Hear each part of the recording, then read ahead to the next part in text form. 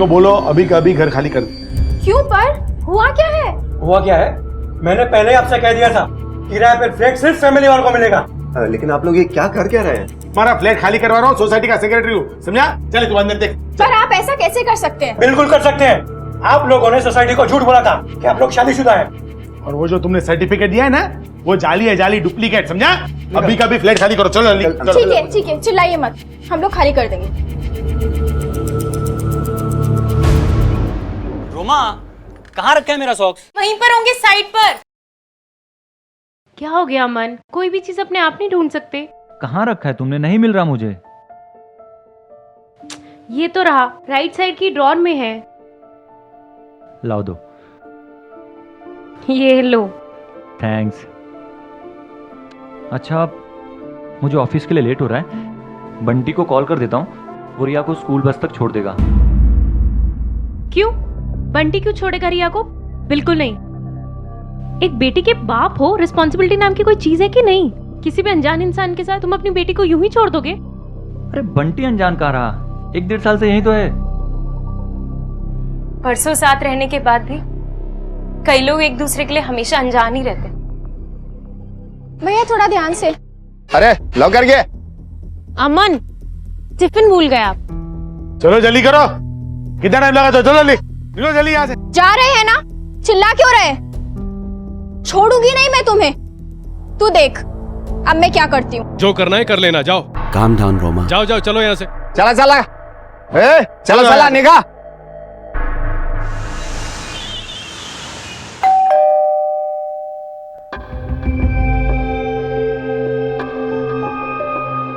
रिया बेटा।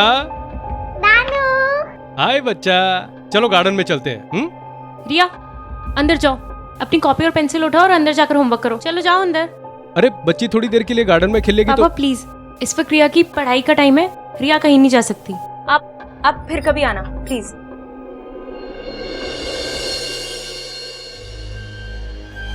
रिया बेटा, नानू के साथ खेलने जाना है? अमन, रिया कहीं नहीं जाएगी। मैंने कहा ना, इस वक्त उसकी पढ़ाई का टाइम है। अमन, जब रोमा मना कर रही है तो तुम क्यों जबरदस्ती कर रहे हो बेटा? माँ प्लीज जाने दो उसे, पापा खुद आए हैं लेने के लिए। क्या? जाओ नानू के साथ। आजा आजा आजा आजा।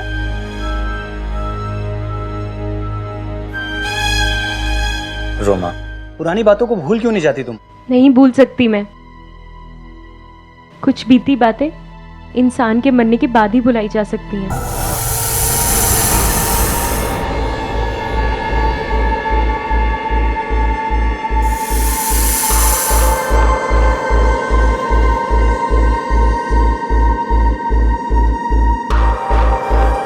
यहाँ पे खेलो। हाँ, कुछ होगा मम्मा को बुलाना। ओके?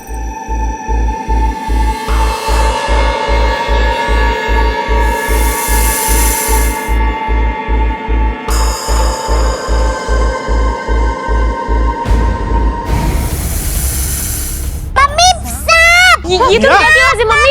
रिया! कहाँ है सब? कुछ नहीं होता बेटा, कुछ नहीं होता। चला गया। क्या हुआ बंटी? सब क्या हुआ? कोई साथ नहीं हुआ। रिया, आप लोग घबराओ मत, मैं सपेरे का बेटा है ना, बचपन में बहुत सांप देखेला। आप लोग टेंशन ना लो, मैं भी पकड़ता है सांप। पकड़ जल्दी पकड़। मैं पकड़ता है।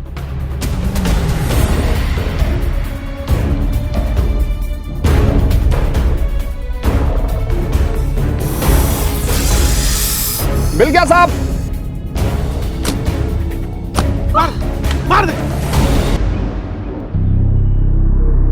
बस घबराते नहीं से स्ट्रॉन्ग गर्ल। हाँ, कुछ नहीं होगा बच्चा। घबरा गई है। घबराएगी ना पुत्र जी, मैं तो कहती हूँ काली पूजा करा देते हैं, वरना इन सांप का क्या भरोसा। माँ प्लीज डराइए मत बच्ची को। अब बार बार वही बातें दोहराएंगी ना तो उसके मन में सांप के लिए डर बैठ जाएगा। आसपास तो कोई जंगल भी नहीं है, फिर ये सांप आया कहां से? पुत्र जी, नाग और नागिन का जोड़ा होता है, वो बदला लेने ना जरूर आते हैं। आपको अंदाजा भी? आप क्या बात कर रही हैं? ये नाग नागिन जोड़ा, नाग को दूध पिलाना, ये सब बकवास है, कोरी कहानियां हैं सब।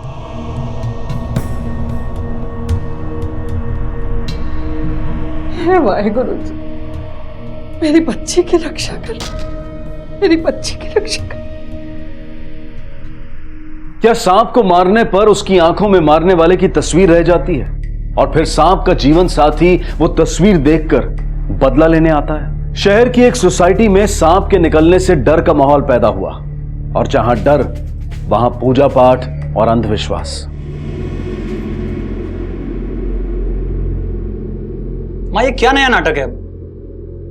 ये नाटक नहीं है पुत्र, ये नाग देवता को प्रसन्न करने का तरीका है ताकि वो वापस ना आ जाए दोबारा। जय हो नाग देवता की। तू भी ना रिया कुछ भी कर दी। कहाँ हो बेटा? देखो मामा ने क्या बनाया है। रिया, अमन रिया कहाँ है? वो 9th फ्लोर पे गई है।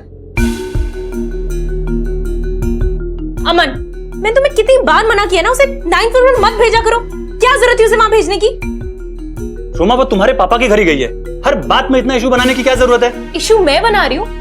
अमन, मैं तुम्हें पहले भी कितनी बार क्लियर कर चुकी हूँ कि मुझे नहीं अच्छा लगता रिया पापा के घर बार बार जाए। तुम्हें समझ में नहीं आता क्या? ठीक है, मैं अपनी बेटी को खुद वापस लेकर आऊंगी। ओके?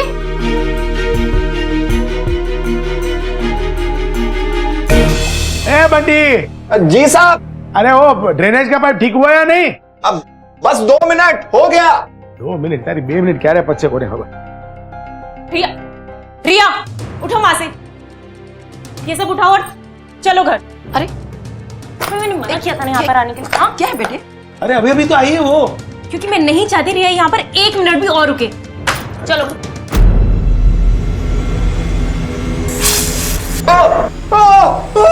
अरे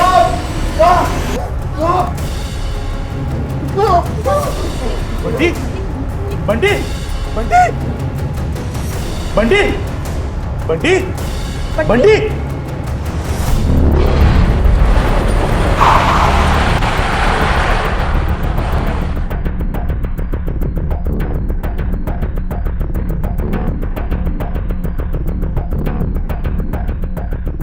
ड्रेनेज का पाइप चौक था और इसलिए मैंने बंटी को कहा था कि अंदर जाकर के चेक करे कि क्या है। वो अंदर गया और कुछ थोड़ी देर के बाद में आवाज आई अंदर से, साफ साफ करके वो बाहर आया दौड़ के और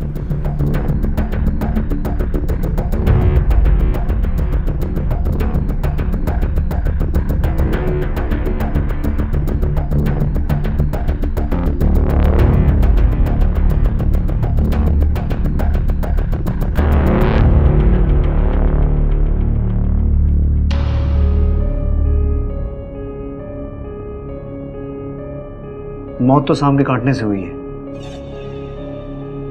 लेकिन एक बात समझ में नहीं आई कि सांप यहां 9th फ्लोर तक आया कैसे? हमें कैसे मालूम पड़ेगा साहब? बट अच्छा, बॉडी को पोस्टमार्टम के लिए भिजवाओ।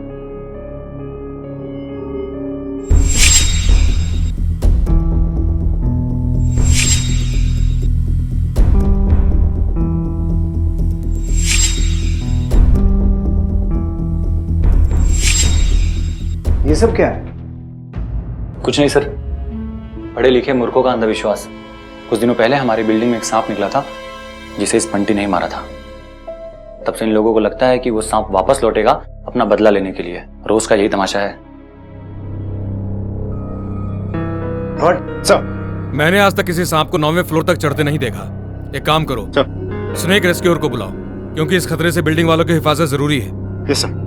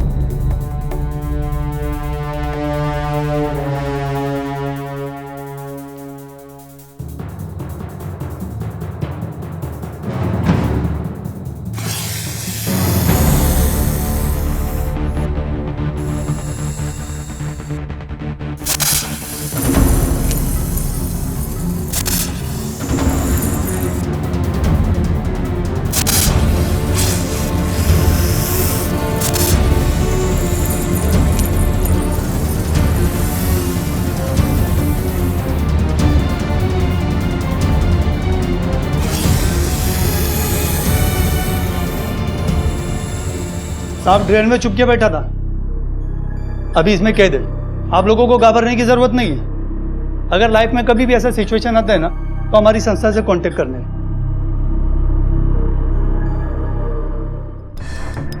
सर, पोस्टमार्टम रिपोर्ट से कंफर्म हो गई, बंटी की मौत स्नेक बाइट से ही हुई है।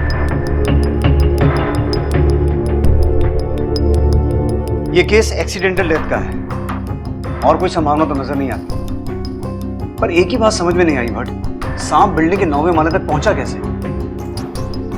बॉडी फैमिली को हैंडओवर कर दो। सर,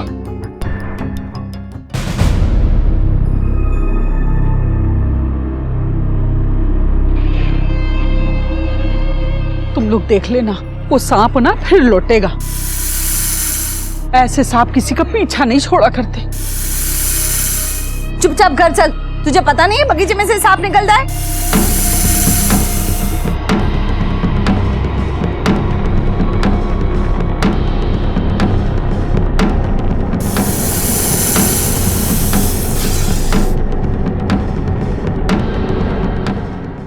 माँ, ये नमक की लक्ष्मण रेखा खींचने से सांप नहीं आएगा क्या? अमन, मैं जो कर रही हूं ना, बस तू मुझे करने दे।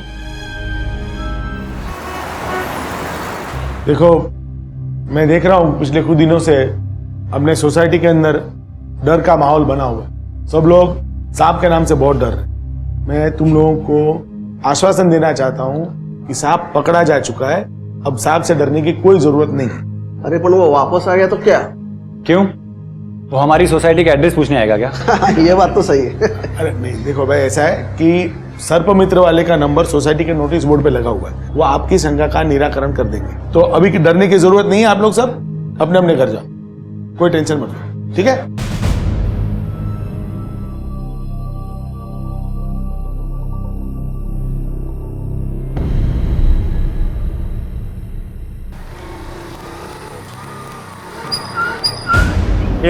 अंधा है क्या बुड्ढा?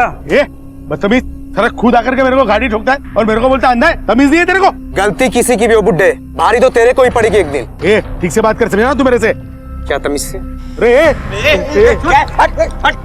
क्या होंगे? अरे पता नहीं आकर के इस तरह से बोलता है। क्या पुलिस को बुला, बुला पुलिस को।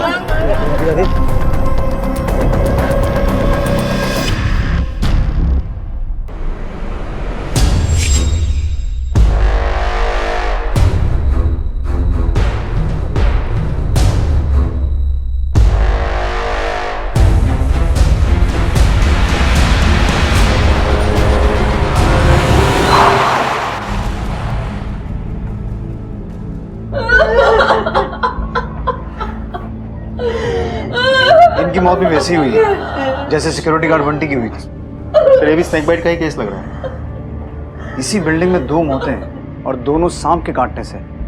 ये सिर्फ इत्तेफाक नहीं हो सकता। बट सर, बॉडी को पोस्टमार्टम के लिए भिजवाओ। Yes sir. और डॉक्टर से कहना तुरंत इन्वेस्टिगेट करें, क्योंकि अब ये केस एक्सीडेंटल डेथ का नहीं, प्लान्ड मर्डर का लगता है। एक सोसाइटी में 2 लोगों की सांप काटने से हुई मौत ने सारे इलाके को हिलाकर रख दिया। सवाल उठ रहा था कि सांप इतनी ऊपर पहुंचा कैसे और उसके डसने का शिकार बंटी और भूषण ही क्यों बने? क्या कोई और भी है जो इस सांप के निशाने पर है? पुलिस को अब इस केस में किसी साजिश के होने की बू आ रही थी। सर, फील्ड में पोस्टमार्टम रिपोर्ट आ चुकी है। सर, देखा जाए तो बंटी और भूषण के डेथ में सिमिलरिटीज बहुत ज्यादा है, जैसे कि दोनों को एक ही तरह के सांप ने काटा हो। दोनों के शरीर पे स्नेक बाइट मार्क्स और पॉइजन एक ही जैसा है। बड़ी अजीब बात है भट्ट, एक ही टाइप के कितने सांप छुपे हैं बिल्डिंग में और आए कहां से? एक काम करो, बॉडी रिलीज करने से पहले सेकंड पोस्टमार्टम रिपोर्ट का इंतजार करो। अब तो 100% मर्डर की बू आ रही है। सर, सोसाइटी के लोगों से पूछताछ करें। Make sense. चल चलिए सर। इंस्पेक्टर साहब, कुछ पता चला भूषण जी की मौत कैसे हुई? क्या उन्हें भी सांप नहीं काटा है? देखिए, प्रीलिमिनरी रिपोर्ट से तो ऐसा ही लगता है कि आपके बिल्डिंग के गार्ड बंटी और सेक्रेटरी भूषण जी को एक ही प्रजाति के सांप ने काटा है, लेकिन अभी तक ऐसा अरुणा आंटी सही कहती हैं, जोड़ा बदला लेने आया है, एक एक करके सबको मारेगा। देखिए, ऐसा कुछ होता नहीं है, आप लोग परेशान मत होइए। मुझे लगता है सर्प मित्रा ने सांप को पकड़ा ही नहीं है, बुद्धू बना गया हमें। नहीं साहब, वो सांप को तो मैं तभी जंगल में छोड़ दिया था। ये देखिए, ये फॉरेस्ट ऑफिसर का रसीद है मेरे पास। सब एक बात बोलूं क्या, अगर वो सांप पकड़ा नहीं भी जाता था ना तो उसके काटने से किसी की मौत नहीं होती थी। क्यों? क्योंकि सांप की विष ग्रंथियों यानी वेनम ग्लैंड्स में फिर से जहर बनने में कम से कम 1 महीने का वक्त लगता है। अभी तो 10 दिन ही हुए। तुमने जो सांप पकड़ा था वो रेजिडेंशियल इलाकों में पाया जाता है? नहीं, वो एक मालबार पिट वाइपर था। अंबोली गांव के आसपास के जंगल में मिलता है, मगर मुंबई के आसपास में कहीं पे भी नहीं। साहब काहीतरी लोचा है। एक तो वो सांप शहर आता नहीं, और अगर वैसे सांप ने सेक्रेटरी को काटा है तो वो सांप कहां से आया, या वो सब लाया कौन?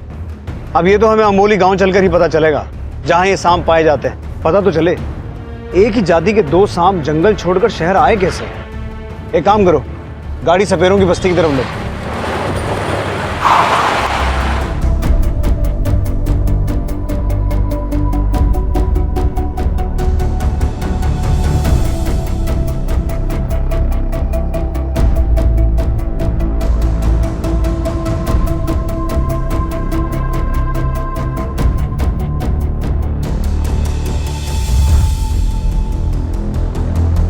सर सपेरों की बस्ती में जाकर पूछताछ की तो पता चला डगरू नाम का एक सपेरा है जो मालाबार पीट वाइपर पकड़ने में एक्सपर्ट है। चला दगड़ूला भेटूया। सर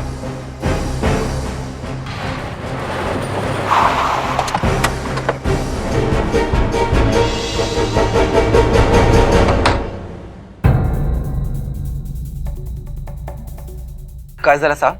दगड़ू? हाँ साहब। सर ये तो सोसाइटी के सिक्योरिटी गार्ड बंटी का बाप है, बॉडी लेने आया था। कहाँ रे दगड़ू?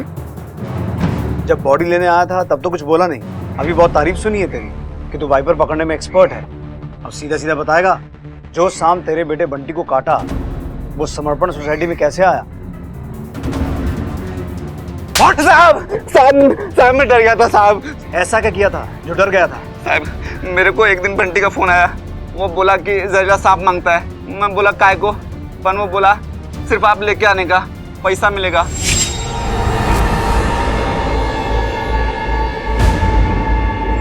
मैं वैसा ही किया साहब, पर बाद में मेरे को पता लगा कि मेरा इस बेटा सांप के काटने से मरा, तो साहब मैं डर गया, कुछ नहीं बोला किसी को। क्यों चला एला? साहब मैं काहे नहीं केला साहब। सर सबसे पहले पार्क में एक सांप मिलता है जिसे बंटी ने मार दिया, और यहीं से किसी को आइडिया मिला कि सांप का इस्तेमाल किया जा सकता है मर्डर के लिए, और मर्डर प्लान करने वाला ये अच्छी तरह से जानता था कि बंटी का बाप सपेरा है। मतलब सोसाइटी का ही कोई आदमी है इस सारी प्लानिंग के पीछे। बट बंटी गया था सेक्रेटरी भूषण का ड्रेनेज पाइप ठीक करना, और बंटी वो आदमी है जिसने सांप अरेंज किया था अपने बाप के थ्रू। बट इसका मतलब ये हुआ कि प्लानिंग थी भूषण को मारने की, लेकिन सांप ने गलती से बंटी को ही डस लिया। और साहब दगड़ू बोला कि एक ही सांप, तो दूसरा सांप कहां से आएगा, क्योंकि बंटी तो पहले मर चुका था। तो फिर सर ये कौन हो सकता है जो सेक्रेटरी भूषण को मारना चाह रहा था? इसका जवाब हमें सोसाइटी से ही मिलेगा। नाही साहेब, मला काहीच माहित नाही। हमारी तो रातों की नींद हराम हो गई है। भूषण जी का किसी के साथ कोई झगड़ा?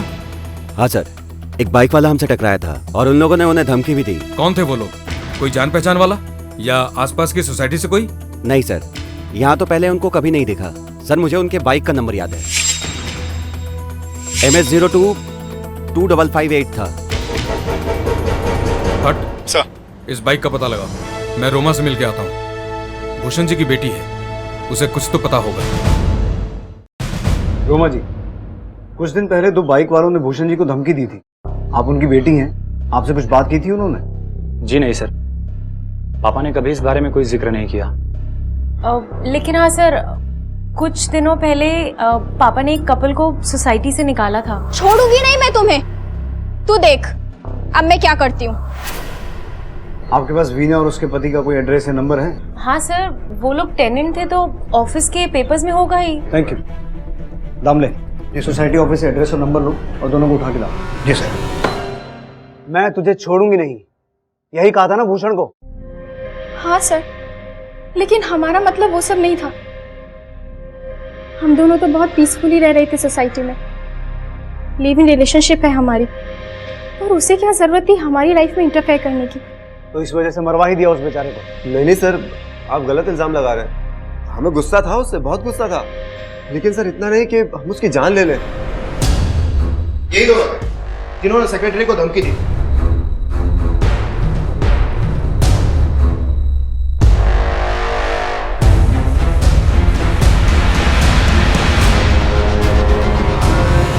किसने भिजवाया था तुम्हें? साहब, इन्होंने पैसा दिया था, बोला बुड्ढे को तंग करने का, पर हमने कुछ नहीं किया साहब, मारने के लिए नहीं बोला था।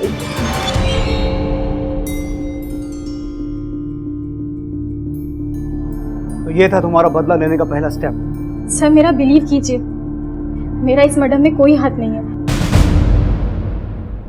बट क्या लगता है वीना इतनी बड़ी प्लानिंग कर सकती है? सब मोटिव तो है, पर छोटे मोटे बदले का, मर्डर का नहीं। मैंने दोनों के बारे में पूछताछ की और मुझे लगता नहीं कि इस मर्डर के पीछे वीना उसके पति का कोई हाथ होगा। लगता तो मुझे भी ऐसे ही। साहब, भूषण मर्डर केस की फाइनल पोस्टमार्टम रिपोर्ट।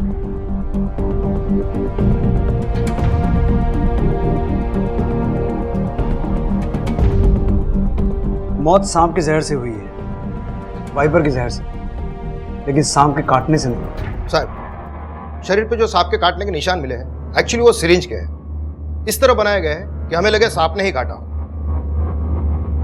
कोई डाउट नहीं, ये मर्डर है। दम ले, एक काम करो, पता लगाओ ये जहर आ कहां से सकता है। बंटी का बाप हमारी हिरासत में है, उसे तोड़ो, अगर उसे पता होगा तो वो बक देगा। हो सर। तब तक हम ये पता लगाते हैं कि किसी की भूषण से ऐसी क्या दुश्मनी हो सकती है जो उसे इस तरह से मारा। गहरी नफरत की बू आ रही है इस मर्डर केस से।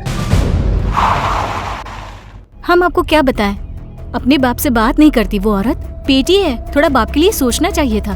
अपनी बच्ची को नाना के पास नहीं जाने देती थी। पर क्यों? वो नहीं चाहते थे कि बेटी की शादी अरुणा जी के घर में हो। भूषण जी ठहरे अमीर आदमी और दामाद मिडिल क्लास। तो आपको लगता है इसी वजह से? हमने ऐसा नहीं कहा, हमें जितना मालूम था वो आपको बताया।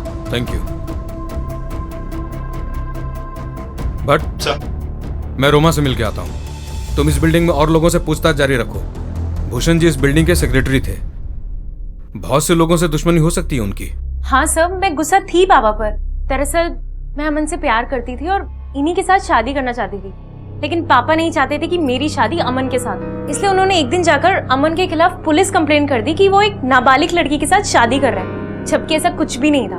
उनका मानना था कि अमन मेरे लायक नहीं है, जबकि हम एक ही सोसाइटी में रहते थे। लेकिन पापा को ऐसा लगता था कि अमन और उनका स्टेटस मैच नहीं करता। देखिए सर, मैंने फिर जाकर अपना बयान दिया पुलिस को और मैंने सीधे साफ साफ कह दिया कि मैं बालिग हूँ और अपनी मर्जी से इनके साथ शादी करने जा रही हूँ। सर, मैं मानती हूँ कि मैं पापा पर बहुत बहुत ज्यादा गुस्सा थी, लेकिन इसका मतलब ये तो नहीं कि मैं उनका मर्डर प्लान करूंगी।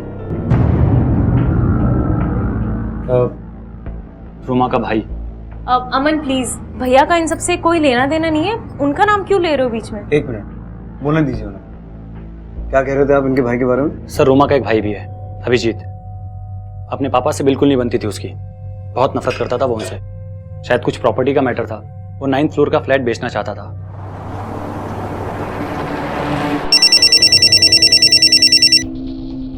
हाँ बोलो दामले। साहब, अंबोली जंगल की बस्ती में सब जगह पूछताछ किया, कहीं से कोई भी इंफॉर्मेशन नहीं मिला कि सांप का जहर आया कहां से। बंटी के बाप दगड़ू को भी धोया, लेकिन वो एक ही बात बोलता है कि उसको नहीं मालूम। दामले, तुम पूछताछ जारी रखो, क्योंकि जब तक ये पता नहीं चलेगा कि जहर आया कहां से, ये केस सॉल्व नहीं होगा। हो साहब। ठीक है सर, पता चला कि 408 में रहने वाली शर्मा फैमिली को भी सेक्रेटरी से प्रॉब्लम। वो भूषण को सेक्रेटरी के पोस्ट से हटाना चाहते थे। हालांकि 1 साल पहले तक भी दोनों फैमिलीज में सब कुछ ठीक ठाक था। चलो शर्मा फैमिली से बात करते। सर। मिस्टर शर्मा, हमें पता चला है कि सेक्रेटरी भूषण के साथ आपकी कोई प्रॉब्लम थी? नहीं, ऐसा तो कुछ नहीं है। क्या किसी ने आपको कुछ बोला?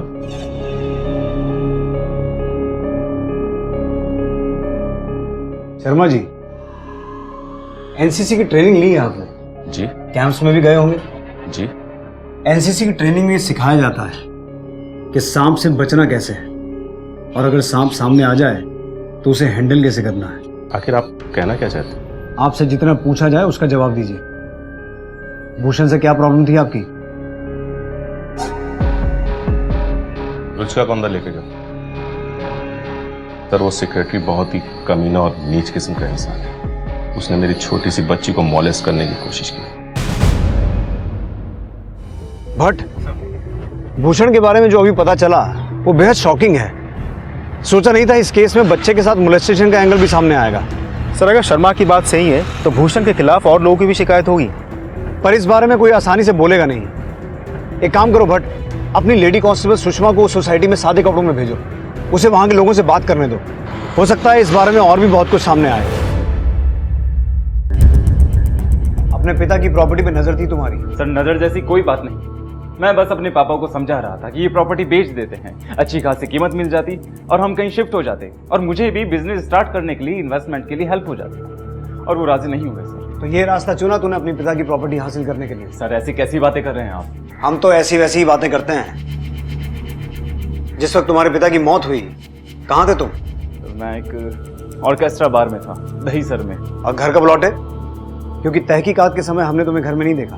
सर मैं घर आया था लेकिन पैसे लेने, क्योंकि बार का पूरा पेमेंट मैंने नहीं किया था, वही लेने मैं घर में आया था, इसलिए मैंने पैसे लिए और 10-15 मिनट में मैं वहां से चला गया। अभिजीत, 10-15 मिनट बहुत होते हैं जहर का असर होने के लिए। देखिए सर, मैं मानता हूं कि मेरी आदतें अच्छी नहीं है, लेकिन ये सब मैंने नहीं किया है, और आप चाहें तो अफसर बार में कॉल करके पूछ सकते हैं मेरे बारे में।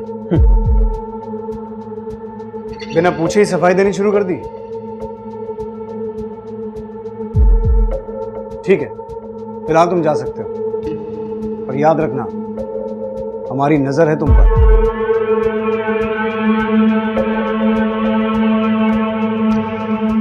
सर भूषण के बेटे के पास खून करने की वजह तो है, लेकिन वजह तो शर्मा के पास भी है, क्योंकि उसकी छोटी सी बच्ची के साथ घिनौना जुर्म किया था भूषण ने।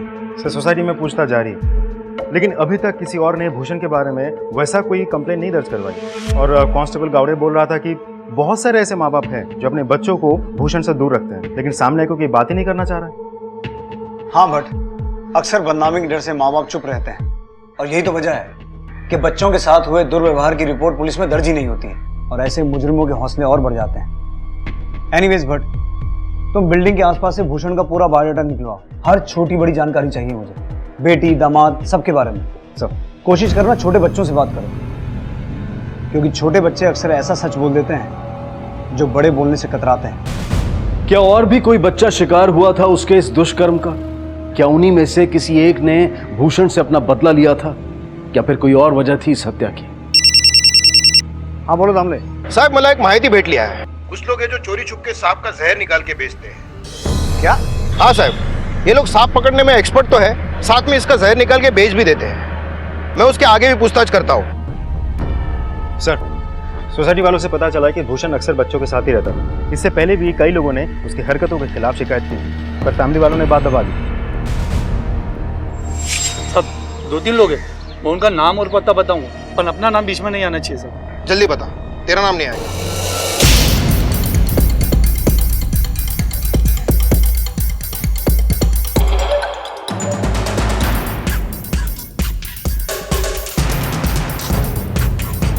हाँ सर, ये रहा, ये देखो।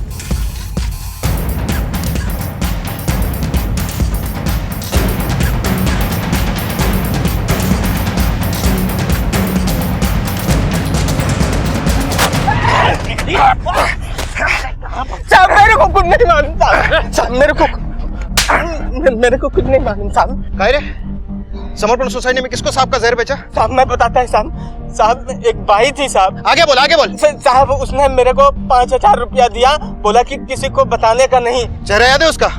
हाँ साहब।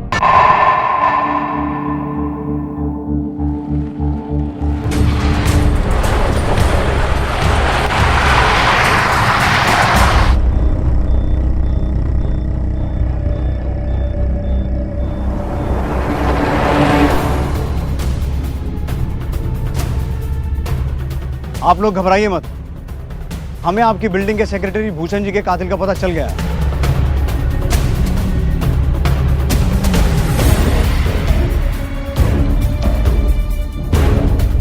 रोमा, चलो हमारे साथ, अरेस्ट करो इन्हें।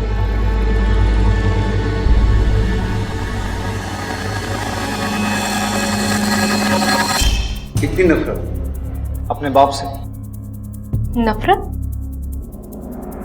ये तो बहुत छोटा लफ्ज है सर।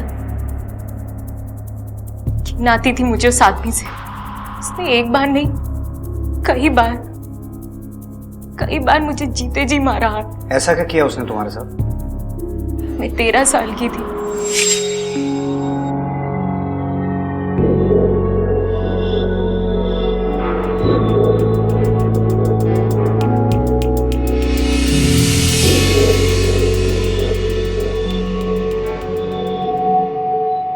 पापा आपको कुछ चाहिए?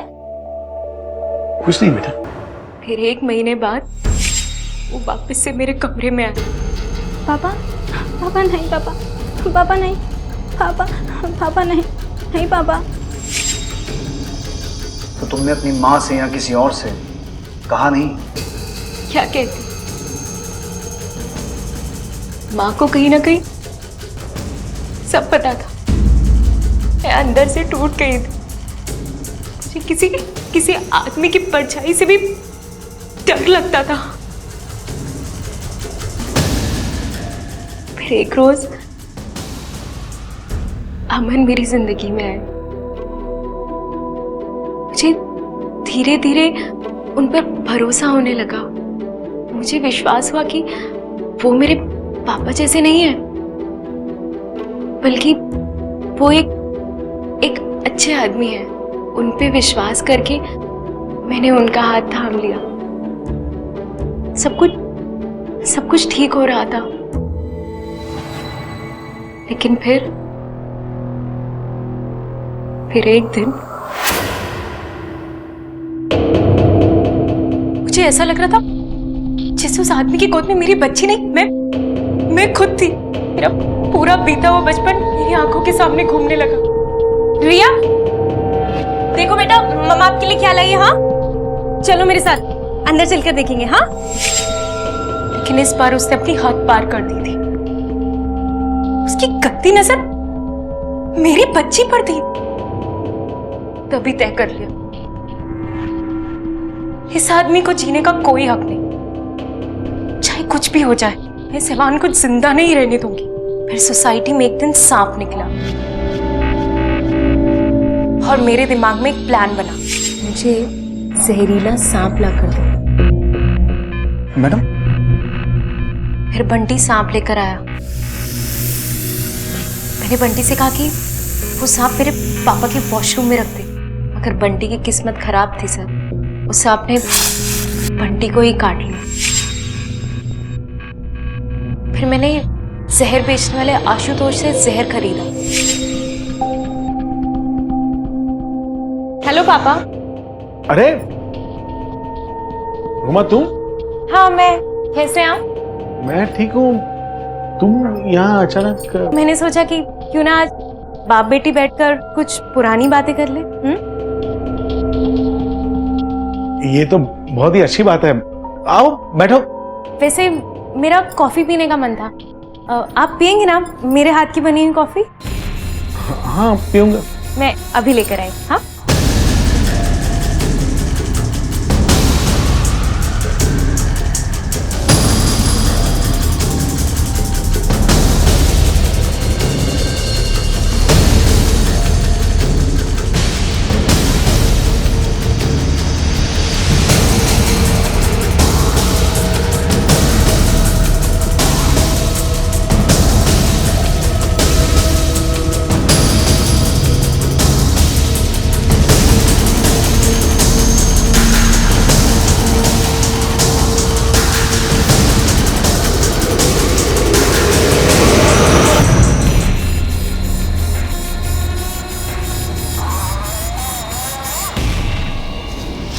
बहुत सुकून मिला मुझे उस आदमी को मरता देखकर।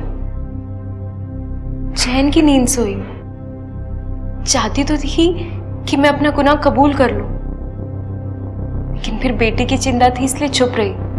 मैं अपने आप को तो नहीं बचा पाई, लेकिन मैंने अपनी बेटी को बचा लिया।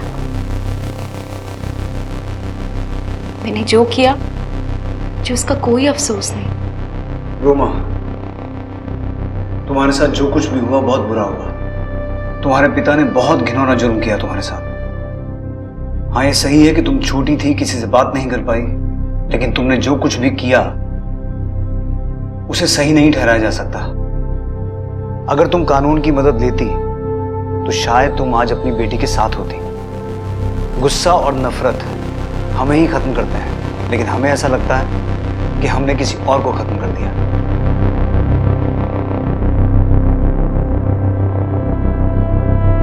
रोमा के हाथों जो जुर्म हुआ उसका बीज उसके बचपन में ही बोया गया था। यह एक सबसे पवित्र रिश्ते का डंक था जिसका दर्द वो कभी भुला नहीं पाई।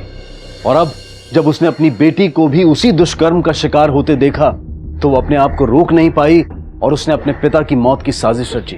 चाइल्ड सेक्सुअल अब्यूज की खबरें हम अखबारों में पढ़ते हैं, टीवी पर देखते हैं, लेकिन हमें अंदाजा नहीं होता कि न जाने कितने मासूम बच्चे इस जुर्म का शिकार होते हैं। आंकड़ों के हिसाब से देखा जाए तो भारत में सेक्सुअली अब्यूज्ड बच्चों की संख्या दुनिया के किसी भी अन्य देश से अधिक है। Union ministry of women and child development के आंकड़ों के अनुसार एक सर्वेक्षण में उन्होंने 53% बच्चों को इस विकृति का शिकार पाया और ज्यादातर केसेस में बच्चों के शोषण के जिम्मेदार होते हैं उनके बेहद करीबी लोग। अगर बचपन में ही रोमा को उसकी मां का सहारा मिला होता तो उसकी जिंदगी की कहानी कुछ और होती, लेकिन अक्सर माता पिता करीबी रिश्तेदार ऐसे शोषण की जानकारी मिलने के बाद चुप्पी साध लेते हैं। डर होता है बदनामी का, जबकि डर होना चाहिए बच्चों के मन पर ऐसे शोषण के बुरे असर का।